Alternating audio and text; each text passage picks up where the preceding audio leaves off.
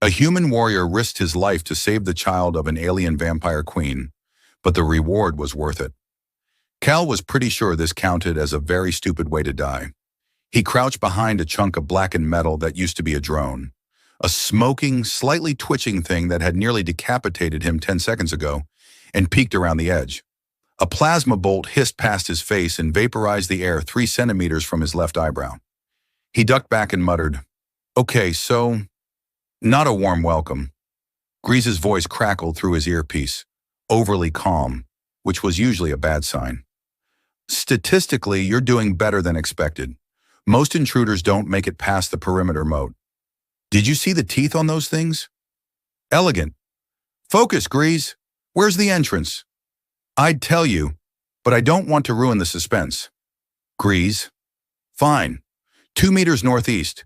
You'll need to disable the cryo-runes. And, don't step on the red moss." Kyle glanced down. He was standing on red moss. There was a soft slurp, and then the ground beneath him bubbled with ominous intent. Kyle jumped back just as a cluster of spiked tendrils erupted from the moss, each one snapping at the air like hangry noodles. "I hate this planet," he gasped, rolling behind another wrecked drone. "Technically, it's not a planet. The Ravkan fortress is constructed on a drifting fragment of a collapsed moon, held together by artificial gravity, blood iron, and what I can only assume is passive-aggressive architecture." Kyle wiped a streak of grime off his brow, eyes narrowing at the towering fortress ahead. It didn't just loom, it judged. Every tower twisted upward like it was trying to stab the sky. The walls pulsed faintly as if alive.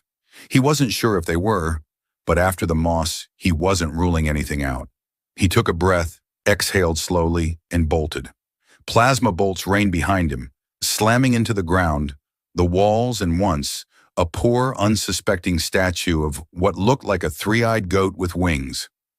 Cal reached the doorway and slammed a small device onto the cryo-rune plate. It buzzed, sparked, then let out a pathetic beep and died. He slapped it. The door remained sealed. Grease offered, "Did you try saying please?" Kyle drew one of his plasma blades and shoved it into the rune panel. The energy hissed and fizzled, and then, with a reluctant groan, the door split open. Cold air spilled out, carrying the faint metallic scent of old blood and bad decisions. "Inside," he muttered, stepping through.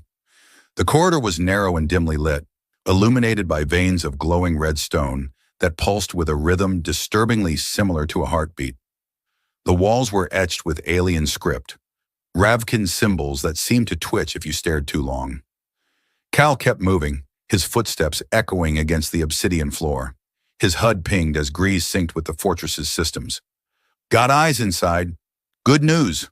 No life forms immediately ahead. Bad news, there's a sentient security system that's already insulted your fashion sense." Cal raised an eyebrow.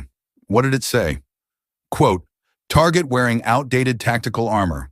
Probability of success, laughable." Ouch! He turned a corner and nearly walked face first into a laser web. A delicate grid of violet lines hovered midair, humming softly. He squinted. "Is this decorative or lethal?" Grease didn't answer. "Grease! I mean, it looks nice." Cal growled, dropped to the floor, and rolled under the web, narrowly avoiding an impromptu laser facial. He sprang up and kept running. Time twisted in this place. It felt like hours had passed since he breached the gate, but his chrono said 23 minutes.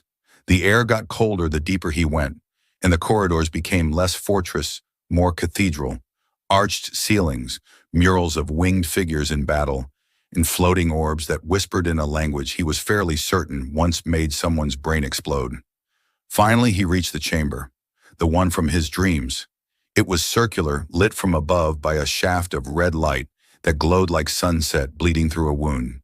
In the center hovered a containment field, shimmering and silent. Inside it, curled in sleep, was the child, Virelia. She looked barely 7, pale, almost translucent skin, hair like liquid silver. Her ears were long, too long for a human, but graceful. Her breathing was slow and measured. Around her neck, a small crystal pulsed in sync with the fortress's rhythm. Kyle took a step forward. The containment field blinked to life. A voice spoke, not through speakers but in his skull. Intruder. Access denied. Termination in progress. Kyle groaned. Grease, now would be a great time for a miracle. Oh, you mean like this? A click echoed in his ear. The containment field glitched, twitched, flickered, then dropped. Virelia stirred. Her eyes opened. Pure silver. No pupils, just endless shine. She stared at him without fear. You came, she said as if she'd been waiting. I think so, Kyle replied, baffled. She reached for him. He hesitated. Something rumbled behind him. The wall exploded. Kyle turned just in time to see a Ravkan guardian burst into the room. It was massive. Part bat, part machine, part unholy kitchen appliance. Its jaws split open vertically and horizontally, revealing rows of obsidian teeth. It roared. Virelia giggled. Kyle sighed. Of course. I finally meet the dream kid and immediately get introduced to the welcoming committee. He yanked both blades free and stood in front of her. Stay behind me, kid. The beast lunged. Kyle dodged, slicing through one of its tendrils. Sparks flew. It retaliated with a screech that shattered a nearby pillar. Kyle ducked behind the remains, turned to Virelia and shouted, Do you have any weird powers? Psychic laser eyes? Spontaneous teleportation? Interpretive dance that causes explosions? She blinked. I can hum really loud? Not helping. He dived forward, slashing at the guardian's legs. It stumbled. Virelia hummed, loudly. The air around her shimmered. The guardian paused mid-lunge and twitched, confused. Kyle used the opening to stab both blades into its side. The thing shrieked, convulsed, and collapsed into a pile of twitching metal and spite. Kyle, panting, turned back to her. I take it back. That hum was terrifying. She smiled and held out her arms. Kyle scooped her up. Sirens wailed. Time to go, he muttered. He bolted down the corridor, child in arms, heart pounding, alarm screaming. Behind him, the shadows coalesced into a shape, and far above, in a throne of black stone and starlight, the queen opened her eyes. Kale sprinted through the fortress corridors with the alien child clutched tightly to his chest, her silver hair whipping in the air behind them like a banner announcing, Please shoot at us now. Every few steps, she let out a delighted squeal, which he tried to interpret as joy rather than a prelude to another psychic humming episode. I thought you said this place didn't have that many security systems. Kale panted into his earpiece as a section of the ceiling tried to drop a row of spikes on them. Grease's voice buzzed back. Correction, I said there were statistically fewer active systems during lunar alignment. Unfortunately, someone shifted the moon. Who shifts a moon?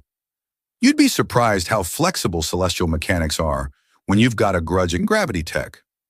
Kale skidded around a corner, nearly colliding with a hovering surveillance orb that screamed in a pitch only dogs or sentient bat vampire warlords could hear. He sliced it in half before it could record anything, and it spun off into sparks with what he swore sounded like a passive-aggressive sigh. Virelia tugged at his collar. You smell like old socks and terror. That's not inaccurate, Kyle muttered, switching direction as a panel in the wall opened to reveal a set of extendable razor arms. Also, charming. Can I press a button? What? No, absolutely. She pressed a button on his chest plate.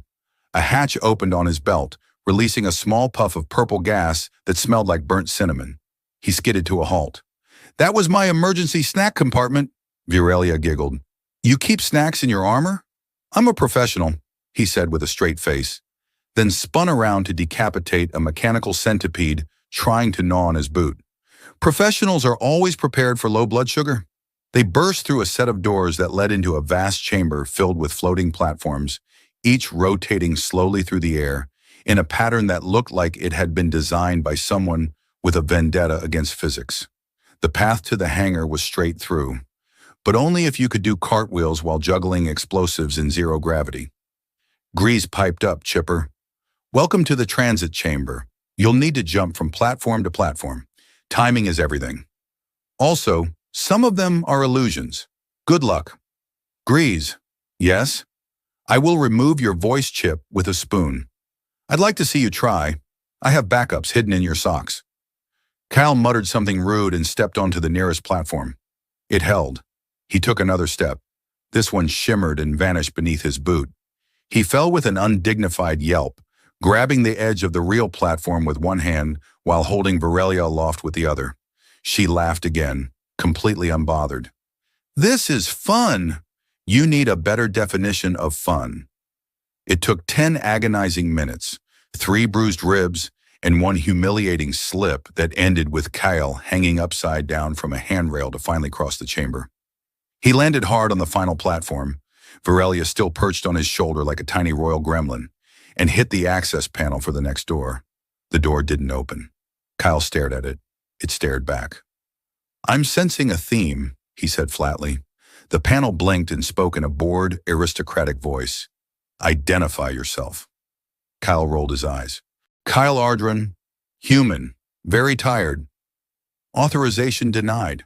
Come on. You do not possess retinal clearance, nor does your... The panel paused, considering the child. Small, silver creature. Hey, Virelia said indignantly. I'm a princess.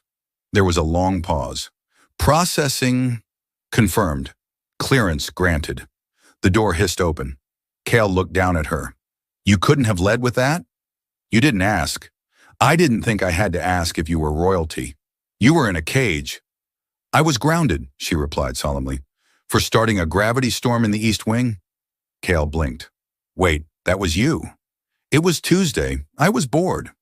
The corridor head finally shifted from bone and blood aesthetics to the more comforting chaos of a ship hangar. Mechanical arms suspended from the ceiling, coolant vapor hissing from cracked vents, and a half-dozen Ravkin guards turning toward them with surprise and plasma rifles. Kyle sighed. Well, it was a nice run. Then something unexpected happened. The guards didn't shoot.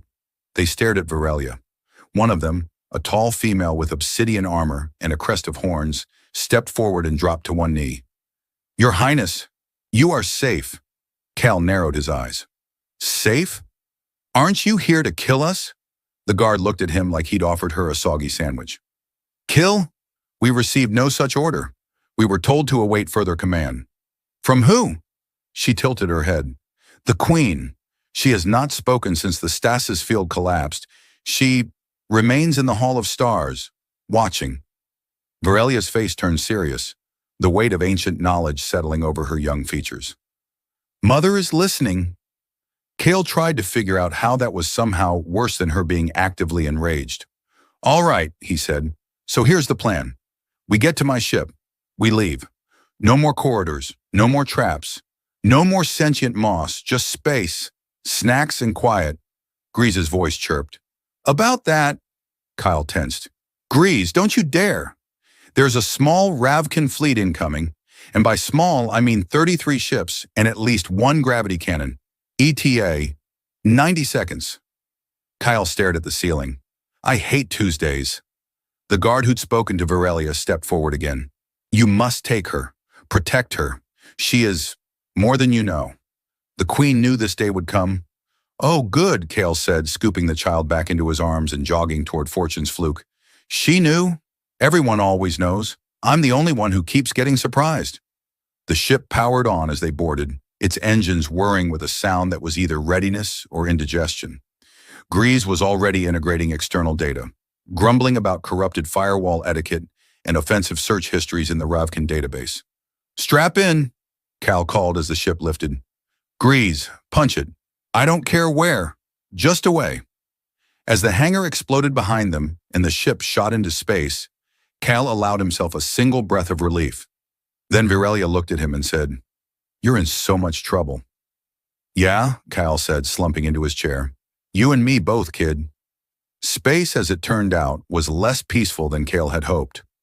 Instead of silent stars and cool drinks, he got alarms, motion sickness, and a disembodied voice informing him that the rear stabilizers were critically offended by recent flight conditions. Virelia sat cross-legged in the co-pilot's chair, humming softly and playing with a loose wire she'd yanked from the control panel, which, according to Grease, was not critical. Kyle had his doubts.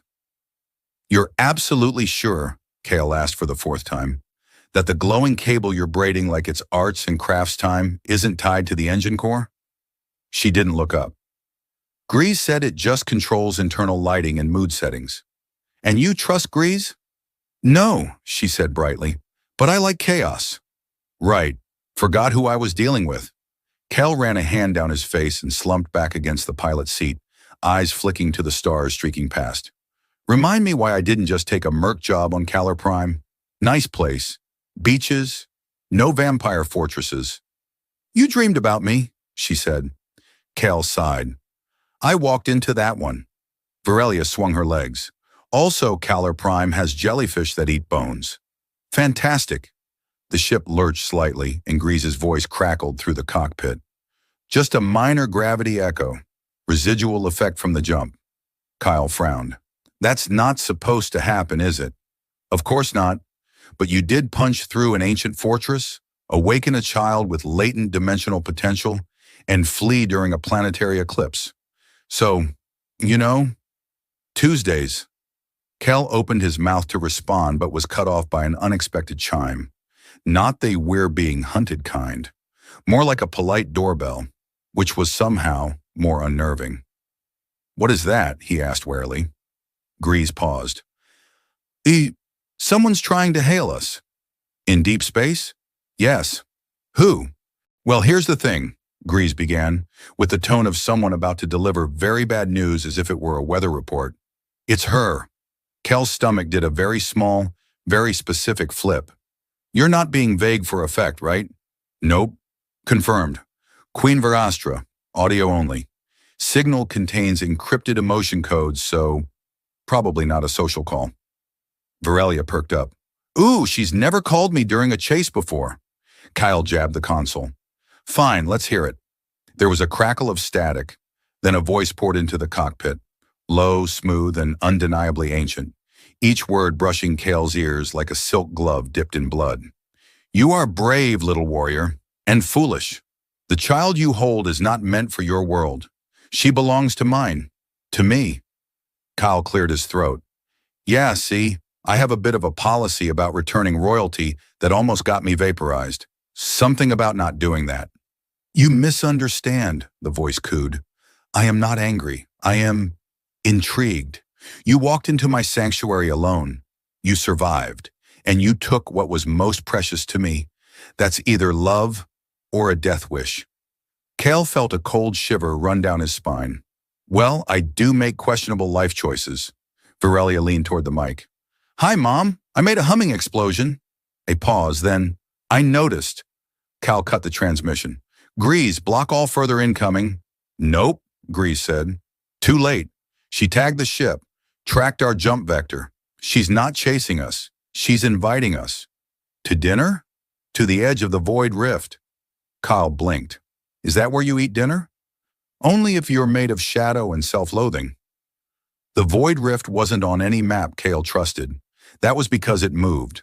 It was a tear in space-time wrapped in magnetic storms and whispering radiation, and apparently it now came with table service. Kale leaned back in his chair, weighing options.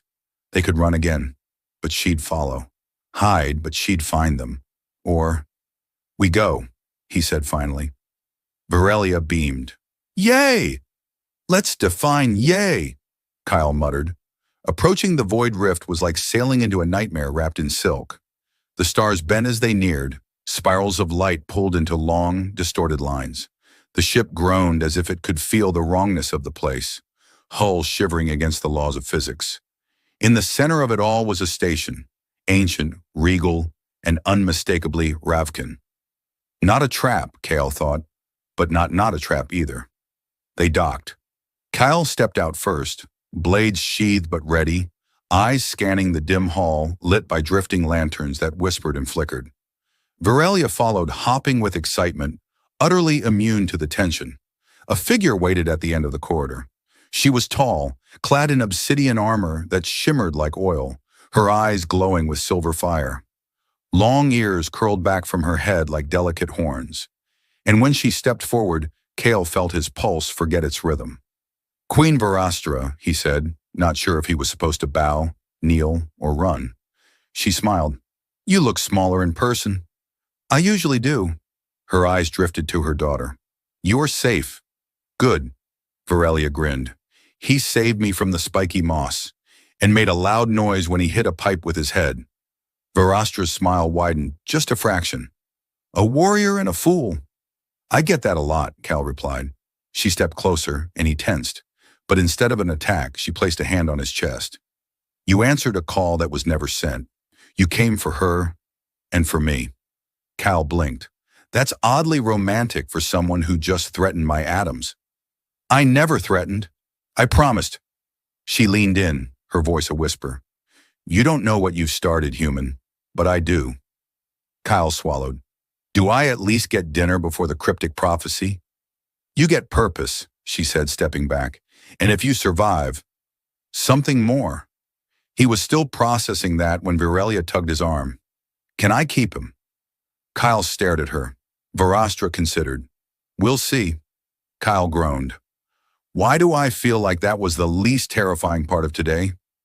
The first thing Cale noticed about the Queen's palace inside the Void Rift was that it smelled like ozone and wild lavender, as if someone had tried to mask the scent of old war crimes with spa treatments. The corridors pulsed with a low hum. Tech and magic twisted so tightly together that even Grease had gone silent in Cale's ear, which was saying something, because normally Grease didn't shut up unless rebooting or dead. Are the walls breathing? Kyle asked as a ripple ran down the length of a crimson hallway like it had just sighed. Virelia skipped ahead, entirely unconcerned. Only when they're listening. That's not comforting. She turned and grinned. Then you're listening right back. Great. Kyle added possibly sentient architecture to the growing list of things that made this palace a bad idea. Right between mysterious invitations and the Queen gently threatening to unmake his molecules while also flirting. They passed statues that blinked, doorways that shimmered between solid and spectral, and a floating bowl of fruit Cale swore hissed at him. He gave it a wide berth. Eventually they were led, though Cale never saw anyone actually guide them, to a chamber that looked like a meeting room designed by someone with a grudge against chairs. The only seating available was a levitating disc that pulsed ominously when Cale sat on it. Is this thing supposed to be vibrating like that? He muttered, shifting as the disc began spinning, very slowly, like it was trying to hypnotize him into compliance. It's reading your spine, Virelia said casually, hopping onto her own disc, which obediently lowered to her level and offered her what appeared to be a juice box. Kyle raised an eyebrow. What's it reading yours for? She sipped. I'm pre-approved. Before Cale could comment, the doors whispered open and the Queen entered again. Verastra moved like she didn't care whether gravity was involved. Her long ears twitched faintly as her eyes settled on him. You haven't run, she said. I didn't see the exit sign. You joke, she said, gliding closer. But you stayed. That is rare. Cal shrugged, trying not to fidget under her gaze. I figured if you were going to kill me, you'd have done it with more flair by now. Disintegration beam, psychic implosion, maybe a dramatic monologue first. Verastra's mouth curved slightly. Do you require a monologue? Not unless it comes with subtitles. She laughed, soft and unsettling, like glass cracking in slow motion. I called you here, she said, circling him, because you've done something no outsider ever has. You carried my daughter from a fortress of blood and shadows. You heard her call across dimensions, and you lived. Cale shifted. To be fair, barely. She chose you. I think she chose whoever could reach the control panel first. No, Verastra said, voice tightening. She chose you. Virelia from her disc. I like his eyebrows. They look like they argue with each other. See? Cale said, gesturing. Incredibly persuasive logic. Verastra stopped behind him. There is something you must understand. My people, the Ravkin, are not only bound by blood, we are bound by resonance. A kind of harmonic fingerprint of the soul. When we bond, it is not just emotional or biological. It is quantum, ancient. Final Kyle turned slowly. Is this some kind of proposal? Number, not yet. I like the not yet part least of all. Verastra smiled, a little sad now. You are not like the others. You were born of war, but you carry peace in your bones, like someone who's forgotten how to rest. Cal opened his mouth, then closed it again. Behind them, a panel blinked, and Grease's voice finally buzzed in again, strained. Okay, I'm back. Sorry, I had to do a full systems cleanse. This place is crawling with empathic nanospirits. One of them tried to kiss my firewalls. Cal cleared his throat. Nanospirits? Think jellyfish with opinions. Don't touch anything glowing unless it asks nicely. Verastra turned her gaze toward the console. Ah, the ghost machine. Still speaking. I prefer charmingly persistent digital entity, Grease replied, with excellent taste in starship decor. She nodded politely. It will serve. Cal blinked. Wait, what will it serve? You. Us. Verastra's eyes flicked to Varelia. The cause. There was a long silence. I'd really love some context before I sign on to any causes, Kyle said finally. You know, just a little heads up on whether it ends with me saving a galaxy or being turned into an ornamental statue. Verastra walked to a crystalline console and pressed her palm to it. A projection bloomed into the air. Star systems shifting, glitching, darkening. One by one, sectors winked out, corrupted. This is the map of the rift front, she said. The border of what was once known space. Something old is waking beyond it. A hunger. It does not eat planets or suns. It eats meaning, history, memory, names. Kyle frowned. That sounds made up, Grease buzzed. I've got records of fragmentary signal collapses and AI integrity failures that match that pattern. Whole civilizations forgetting they existed mid-broadcast. Not fun stuff. Verastra looked at him. And the child you carry, the one you saved, is the only being we know of who can breach that veil. Who can remember through the forgetting? Because of you, her resonance has stabilized. Varelia waved. Ta-da! So let me get this straight, Kyle said. You're saying I'm the accidental chosen one in an interstellar memory war? Yes. And if I refuse, then we all forget, Kyle sighed. Well, I did want purpose. I just didn't expect it to come with so much existential dread. Varelia handed him the rest of her juice box. It helps. He took it, mostly for the gesture. It tasted like starlight and lemons. Somehow that figured. Well then, Cal muttered, let's save reality from collapsing into a narrative void, I guess. Verastra stepped closer, and this time when she touched his arm, it wasn't cold or commanding. It was steady. You'll find, she said softly, that the reward for risking everything is not survival. He looked at her. Then what is it? She smiled, slow and strange and entirely real. Belonging. Cal stood on the edge of the rift front, staring into what looked suspiciously like a cosmic screensaver gone rogue. Colors twisted in ways that mocked physics, stars folded in on themselves, and at the center of it all, a spiraling wound yawned open, pulsing like a heartbeat. He'd seen war. He'd seen death. But this was reality forgetting how to exist in real time. And yet somehow the part that unnerved him most was that Varelia had insisted they bring snacks. You think I'm joking, she said, munching on a cube of something green that hissed faintly with each bite. But last time we approached the rift, my glucose levels plummeted, and I had a full empathy crash. Collapsed. Wept for an hour. Hugged a lamp. Kyle winced. I feel like I should ask what kind of lamp. Ceramic, with a smiling beetle design. Very comforting. He gave a solemn nod. The best kind of lamp. Grease's voice buzzed into his ear. I've stabilized the drive bubble for now, but the temporal drift is increasing. If you start remembering things that didn't happen, or forget your own name, don't panic. That just means we're getting close. Comforting as always, Kyle muttered. From behind them, Verastra approached. She wore something that shimmered between armor and shadow, her eyes glowing faintly as if reflecting the chaos ahead. Kyle didn't need telepathy to sense she was tense, more than he'd ever seen her, and she was never tense. She was the embodiment of calculated calm, like a queen who'd practiced war and seduction in the same breath. This is as close as we dare take the ship, she said. Any further, and it will unravel. Unravel what? Kale asked. The hull? No, Grease chimed in. Us, like the crew, our sense of self, the actual thread that ties our identities to linear continuity. But hey, good luck. Cal exhaled slowly. How is it that every time I think we've hit the worst part, the universe just adds spice? Varastra stepped closer, holding out a small humming device. It resembled a compass that had a nervous breakdown. This is a memory tether.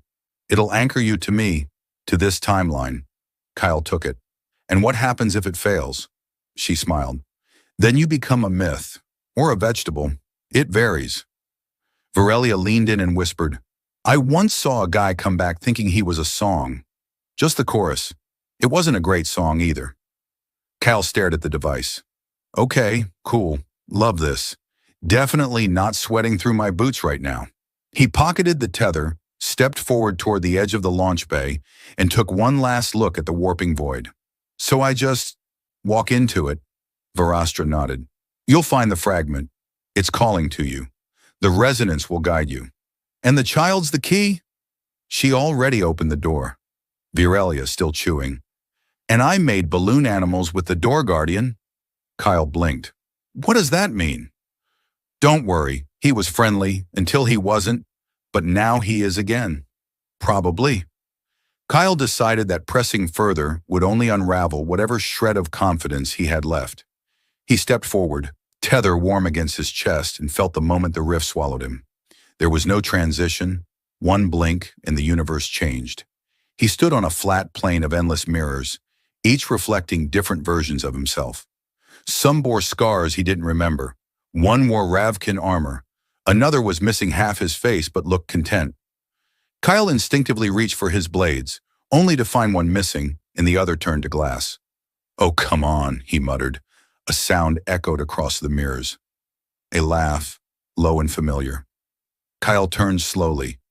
A version of him stood a few paces away, taller, cleaner, dressed in shining military gear with medals that sparkled like gilt. Well, well, the other Cal said. The hero himself. Cal frowned. I don't like how smug my face looks when it's not attached to me. The other shrugged. Maybe if you embraced your potential, you'd get this confident. I'm plenty confident. I just use mine for sarcasm. They circled each other. You want the fragment, other Cal said, but fragments aren't given. They're earned. Cal sighed. If you're about to say, I have to defeat myself to find my true self, I swear I'm punching a mirror. The other grinned. Not quite. You just have to listen. Kyle narrowed his eyes. To what? In response, the mirrors began to sing. Not words, tones. A dissonant melody that wrapped around his skull and dug into the parts of him he kept locked away. Memories rose unbidden. The faces he'd let down, the battles he'd walked away from, the days he'd stared into empty skies and wondered what he was still fighting for. Varelia's voice cut through the noise. Kyle, hey, you're thinking too hard. That place feeds on guilt. Try remembering something dumb, like the time you got stuck in a trash chute. Kyle blinked. And then, suddenly, it was just him again. The mirrors shattered, the other faded, and in his palm lay a fragment of light, pulsing gently, shaped like a child's drawing of a star. Grease's voice returned, crackling. Anchor reestablished. You've got the piece. Get out before the rift tries to make you sing karaoke with your regret. Cal turned and walked back, the world folding around him, pulling him back into the real. He collapsed on the deck of the ship, sweating, heart pounding. Varastra was waiting. You held yourself together, she said. Kyle stared at her. Barely. That's more than most. Varelia hugged him. You smell like existential horror and burnt toast. Kyle managed a weak smile. That's my signature cologne.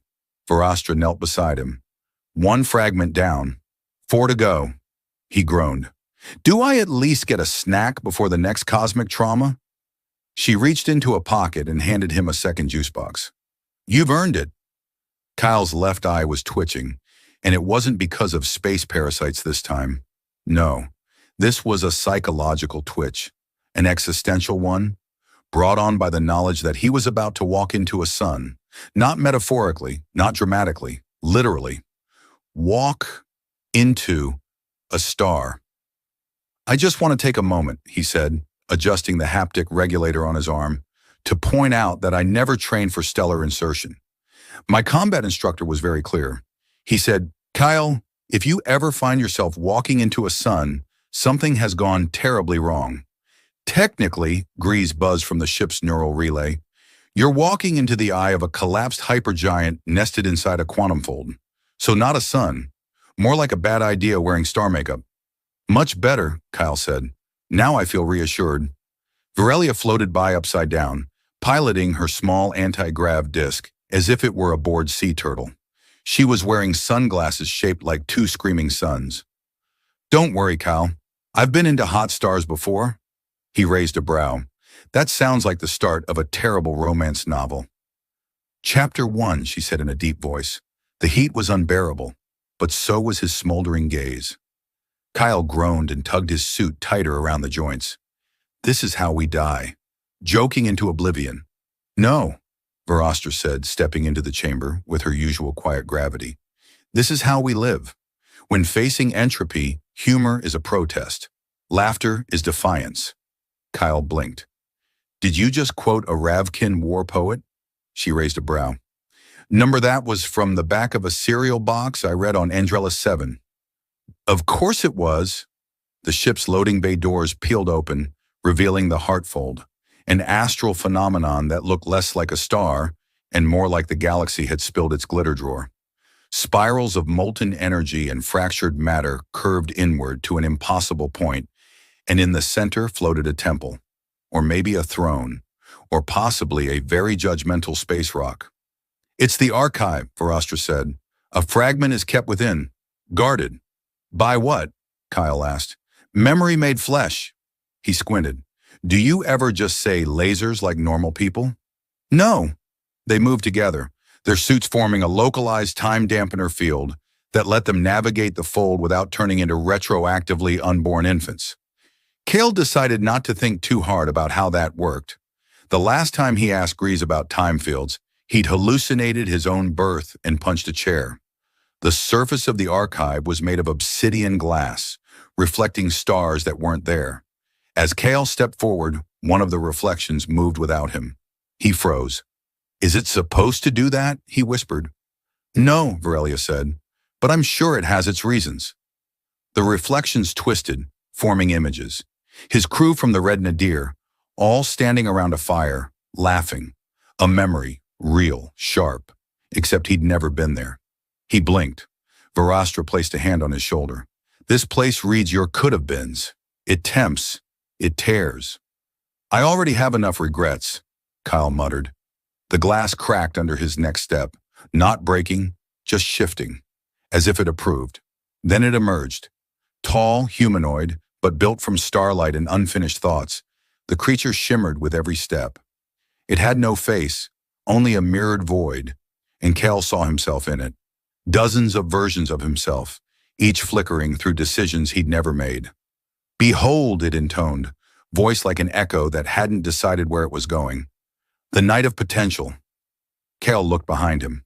Wait, me? The creature tilted its head. You who carry both burden and blade, who dares fracture fate with humor, who resists despair with banter. You are kind of annoying, honestly. Kyle blinked. Wow, roasted by a cosmic reflection. That's new. Prove you are more than fragments, the being said, or be undone. Virelia leaned over to Verostra. Why do they always sound like retired drama teachers? Because they are. Verostra smirked. Cal stepped forward. Okay, reflection man. What's the test? Simple, the creature said. Choose. The space around them shattered like ice on fire. Suddenly, Cale stood in three places at once. In one, he was a general, leading an army of Ravkin and humans against the collapse. In another, he was a farmer, tending to strange alien vegetables with Virelia on a quiet moon. In the third, he was alone again, wandering ruins, no war, no love, just silence. Each life felt right. Each had a rhythm, a weight, a truth. Kyle staggered, mind splitting, heart racing. What is this? He gasped. Resonance, Verostra's voice echoed faintly. These are all real, paths not taken, but only one leads forward. Grease chimed in. Pro tip, If you see me wearing a sombrero in any of them, choose that one. Cal's hands trembled. He reached out, felt the warmth of the farming life. Peace. Then touched the fire of command, purpose, glory. Finally, the solitude, the cold comfort of survival. He stepped back. I choose none, he said. The creature paused.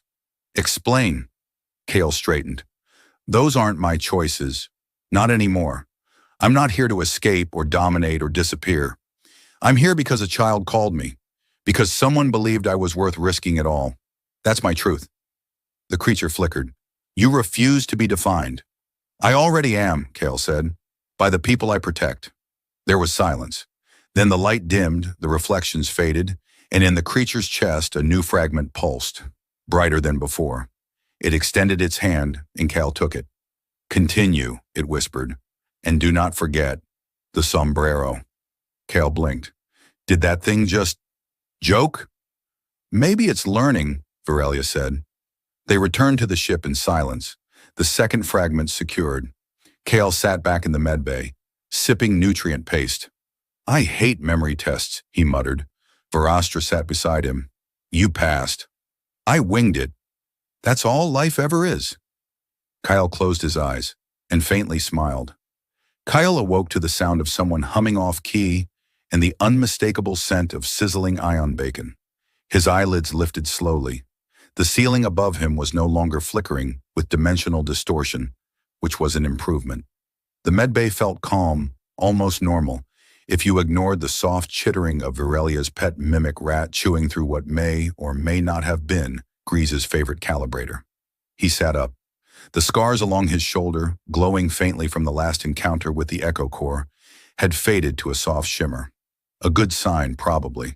Though in fairness, his sense of what counted as good had grown suspiciously flexible over the course of this mission. Look who's alive, Virelia chirped from the corner, wearing a bathrobe that read, Queen of Nebulae, and flipping synthetic pancakes with telekinesis. Grease bet you'd be unconscious for another 12 hours. I said you'd wake up when your stomach did. My stomach is a prophet, Kyle muttered. Verastra entered the room, silent as always, a data pad tucked under one arm. She looked different. Not in any visible way, not in her long raven hair or the usual sharp gleam of her eyes, but in posture, in presence, like she'd finally exhaled after holding her breath for years. We have everything, she said simply. Kyle rubbed his eyes. All 5 fragments? Verastra nodded. Restored, integrated. The child is whole again. And where is she? Sleeping, peacefully, for the first time since her mind was split. Her gaze softened. You did more than survive this. You helped her reclaim herself. He swung his legs off the bed, flexed his fingers. So what now? Parade? Medals? A galactic festival with awkward dancing? Close, Virelia said, flipping a pancake onto a ceiling panel where it hovered politely. We're going to meet the queen. Kyle paused. Oh, that queen. Verastra gave a ghost of a smirk. She's requested, no, commanded an audience. He stood, joints cracking. If she kisses me again in front of a crowd, I'm going to need hazard pay. Virelia shrugged. Depends. Tongue or no tongue? Do not answer that, Kyle said, and left the medbay before the joke could finish forming. The Queen's throne room was less a room and more a living cathedral of crystal and pulse-reactive flora. Light moved when you did. The walls whispered in languages Kyle didn't know, though one of them might have been a particularly judgmental form of musical notation. At the far end, the Queen stood, not seated, not lounging, just standing, poised and regal, wearing a gown made from threads of liquefied shadow. Her ears were long, graceful arcs above her flowing black hair. Her eyes were twin galaxies, and when they met his, he forgot for a moment that she'd nearly incinerated him the last time they were this close. You kept your word, she said, voice like rain on metal. You brought her back. Cal inclined his head. Turns out I'm good at returning royalty. Might start a side business. The Queen raised a brow. You mocked to deflect. And to charm, he added with a smile. She walked closer, each step humming with subtle gravity. You risked annihilation. You walk through memory and mirror and entropy. For someone you barely knew. He shrugged. That's what I do. Save people. Fight monsters, collect emotional baggage. Then take your reward. He blinked. Is it more juice boxes? She stepped within arm's reach and placed a hand on his chest. The contact was cool, not cold. Grounding. Number, you've earned a choice. Stay and serve as protector to our child and to me. Not as a prisoner nor a consort, but as one who is chosen. Kale's breath hitched. And if I don't? I let you go. No war, no blood. You've earned your peace. Kale of Earth. He looked past her, saw the child, no longer wild-eyed and fractured, but calm, drawing shapes in the air with her fingers. She smiled at him. Behind him, Virelia whispered, if you say no, I'll understand. But if you say yes, I want a room with a view and access to the royal fridge. Varastra said nothing. She already knew the answer. Kyle turned back to the queen. You want someone to protect her, to protect you, not because you're weak, but because you're tired of doing it alone. She didn't answer. She didn't have to. He took her hand. Then I stay, but on one condition. She tilted her head. Name it. No capes. Capes are a tripping hazard. A rare, genuine laugh slipped from her lips. Agreed. Time passed, but not as before. Kale no longer lived by mission briefings or galactic crisis. He sparred with palace guards who thought swords were outdated. He taught the child to throw a punch in a pun. He argued with Virelia about the correct number of marshmallows in hot synth chocolate. One night he sat with Varastra under a hanging sky where stars sang lullabies. She looked at him and said, You're different now. So are you, he replied. They didn't need to say more. Even Grease softened, eventually growing fond of the mimic rat, though he denied it with passionate, poorly constructed insults. And the queen? She stood beside him, not as ruler and subject, but as equals. Two souls stitched by fate, bound by something stranger than destiny. Trust. Kale still carried his blades. He still had scars. But now when he looked in the mirror, he saw more than a fighter. He saw a man who had answered a call no one else could hear, and was better for it. The stars turned, the galaxy breathed, and for once Kale didn't feel like he was just passing through it. He belonged. The end.